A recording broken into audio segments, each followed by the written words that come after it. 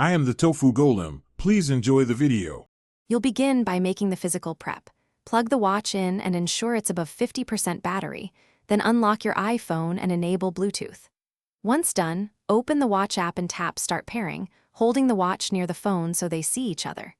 If you want your Apple ID and settings copied, choose Quick Start. Make sure to follow on-screen prompts for camera pairing. If you prefer control, pick Manual and select Language, Region, and a passcode right away. You now configure the core features that shape daily use. First, set a secure passcode and enable wrist detection so health and payment features work. Add cards to Apple Pay while guided.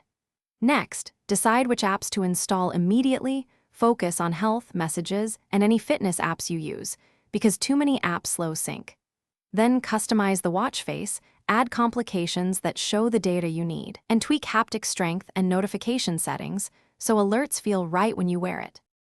Finish by installing any available Watch OS updates through the Watch app. Make sure Wi-Fi and cellular settings are configured if you use a plan. You should test core functions. Place a call, send a message, try ECG and a short workout, and confirm Apple Pay works. If something goes wrong, reboot both iPhone and watch. Once restarted, retry pairing or syncing. If persistent issues remain, erase the watch and set up again. This clears software. Thanks for watching. Consider subscribing if we helped you today.